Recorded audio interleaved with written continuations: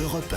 Le grand direct des médias, Jean-Marc Morandini. Que reste-t-il de TF1 ? Deux journalistes se sont penchés sur les 9 années de règne de Nonce Paolini, qui vient de céder son fauteuil de PDG à Gilles Pélisson. Il signe une longue enquête publiée chez Flammarion et intitulée TF1 coulisses, secrets et guerres internes. Ces deux journalistes, c'est Aude Dassonville et Jamal Eni. Bonjour Jamal Eni. Bonjour. Merci d'être en direct avec nous, paru chez Flammarion Enquête pour ce livre qui revient essentiellement, c'est vrai, sur les années de Nonce Paolini. Vous avez un regard assez dur finalement sur Nonce Paolini, même s'il a quand même remis en ordre de marche TF1. Tout à fait. Au début, il a renouvelé le management, il a renouvelé les programmes. Au début, il y a eu quelques hésitations, puis finalement, il a lancé des nouvelles franchises qui ont bien marché, des nouveaux programmes, trouvé les hommes clés qui allaient. Mais c'est vrai qu'à la fin, on ne peut pas dire qu'il ait vraiment bien préparé l'avenir, à la fois en termes de programme, parce que beaucoup s'essoufflent maintenant. En termes de management, il n'a pas su faire émerger un numéro 2 et on est allé chercher son successeur ailleurs. Et puis peut-être aussi en termes de numérique, ça pourrait être mieux aussi. Donc il a beaucoup changé au début et malheureusement, il n'a pas beaucoup préparé l'avenir à la fin. Et vous dites qu'il s'est entouré de beaucoup de gens qui finalement lui disaient oui. Vous vous souvenez sans doute de l'épisode Axel Duroux. Axel Duroux, c'était le patron de RTL. Et en 2009, il a été recruté comme numéro 2 et on pensait que c'est lui qui succéderait à Nonce Paolini.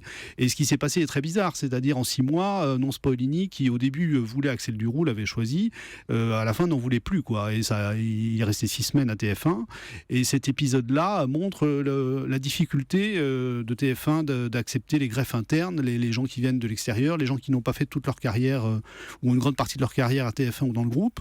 Et ça a aussi montré que pour la succession n'était pas préparée en interne. Et en même temps, aujourd'hui, quand on regarde le groupe TF1, ça va pas si mal que ça, parce que c'est vrai que TF1 est attaqué par toutes les chaînes de la TNT, mais aujourd'hui, il y a TMC, il y a HD1, il y a NT1 qui sont rentrés dans le groupe, et puis il y a LCI également qui va arriver sur la TNT gratuite.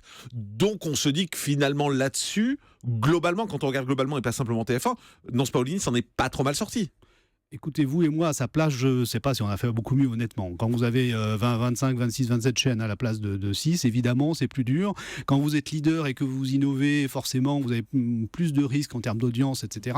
Donc, en effet, c'est être leader et face à la multiplication des chaînes, de toute façon, c'est très difficile. Reste la question de l'avenir, et ça, c'est important, vous en parliez, mais j'ai l'impression qu'on se repose aujourd'hui les mêmes questions qu'on s'était posées à l'époque de Patrick Lelay et Étienne Moujotte. Quand ils sont partis, on s'est dit, oh là là, l'avenir, il y a rien de prévu, et c'est un peu ce que vous dites aujourd'hui. Je parle des programmes, bien évidemment, c'est un peu ce que vous dites aujourd'hui comme bilan de Nonce Paolini.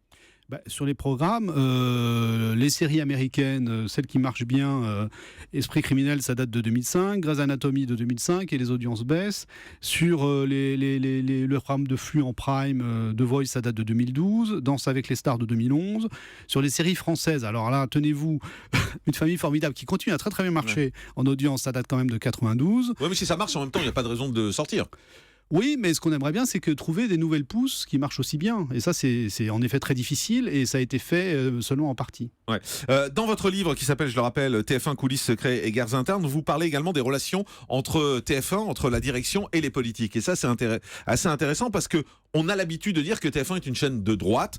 Quand Nicolas Sarkozy était au pouvoir, vous rappelez 2 événements dans ce livre. Vous rappelez Laurence Ferrari, par exemple, qui aurait été poussé, entre guillemets, on va mettre par Nicolas Sarkozy. C'est ce que vous dites dans le livre. Et puis vous rappelez également que c'est Nicolas Sarkozy, le premier, qui annonçait l'arrivée d'Harry Roselmack à la présentation du 20h. Donc pour montrer un peu le poids qu'il y avait. Et malgré tout, TF1 n'est pas incompatible avec François Hollande. Pourquoi ? Alors, sur Nicolas Sarkozy, on peut aussi rajouter Patrick Buisson, qui était conseiller de Nicolas Sarkozy et qui bosse toujours pour le groupe TF1. On peut rajouter aussi Laurent Soli, qui était le directeur de cabinet, le chef de cabinet de Nicolas Sarkozy, qui n'est plus à TF1, mais qui était recruté juste après l'élection. Et y a les exemples, comme on peut parler aussi de Jean-Claude Dacier, qui était le directeur de l'information, qui, dans son autobiographie, dit qu'il était proche de Nicolas Sarkozy. Donc, il y en avait un peu à tous les étages. Mais vous avez raison, il y a eu une distanciation progressive avec Nicolas Sarkozy durant le quinquennat de Sarkozy et un rapprochement progressif avec les socialistes. Et en effet, parce que TF1 est une chaîne pragmatique, légitimiste, et en effet, les relations avec les socialistes se passent plutôt bien. Pragmatique et légitimiste, ça veut dire quoi ? Ça veut dire que finalement, quel que soit l'homme qui est au pouvoir, Ça va bien se passer avec TF1 ? C'est ce que vous voulez expliquer ? Déjà, l'homme qui est au pouvoir a besoin de TF1, parce que TF1 reste un média très important. Donc l'intérêt de... Mais TF1 ne fait pas une élection, ça vous le montrez, et vous le dites également dans le livre, vous l'exprimez à travers plusieurs exemples, en particulier Balladur, à l'époque où on disait que TF1 pouvait faire une élection, pouvait faire un président, et avait pas mal misé sur Balladur, vous rappelez le livre de Claire Chazal d'ailleurs à ce propos, et non, finalement ça n'a pas été Balladur. Mais Jean-Marc, vous savez comme moi que les politiques ils s'imaginent toujours que les médias font les élections, même si en effet c'est pas démontré. Donc l'intérêt des socialistes c'était de se rapprocher, ils l'ont fait de manière délicate.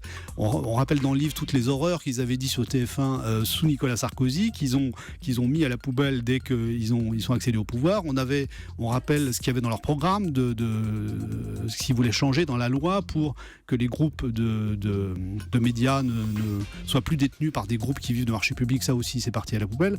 Donc les socialistes ont fait de la réelle politique. Il y a un principe de réalité, que ce soit du côté de TF1 ou que ce soit du côté des politiques. Dans les deux cas, il faut que ça matche, quoi qu'il arrive, et même si au départ, on n'est pas fait pour être ensemble. Voilà, et vous avez le résultat, c'est-à-dire qu'ils se sont beaucoup tapés dessus quand les socialistes étaient dans l'opposition, et ils sont redevenus une entente cordiale quand les socialistes sont arrivés au pouvoir.